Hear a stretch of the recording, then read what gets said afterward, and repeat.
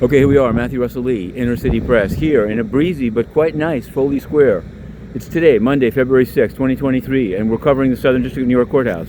Starting the week, we're going to review some upcoming sentencing, some past too. Last week, James Bradley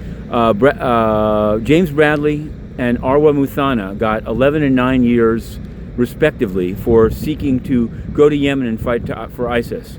Meanwhile, Ethan Melzer, a man who was in the army and somehow hooked up with some kind of apocalyptic wacko group and sought to leak information so his unit could be targeted to set off a war in the Middle East.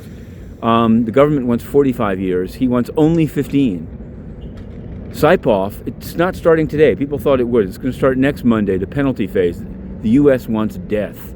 They want the death penalty. The alternative being, of course, life in prison in Florence, underground, Colorado. So those are some.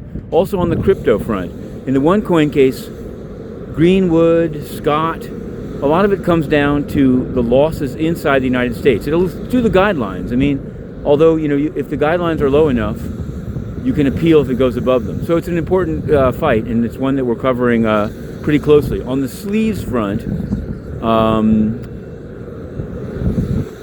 Dillon Jordan. He's a Hollywood producer, sort of. Actually, he's just a pimp. He was running a prostitution ring, and the U.S. brought him up on charges.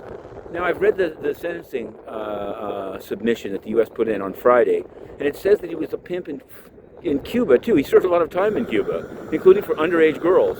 Somehow they gave him a plea deal where he's only, at maximum, getting 5 years. He wants time served, of course. We're going to cover that sentencing. He's hired anyway, more on that to follow. Also Trevor Milton, although that's in June, so we'll get back to that, the Nicola man. Of course, there's the balloon.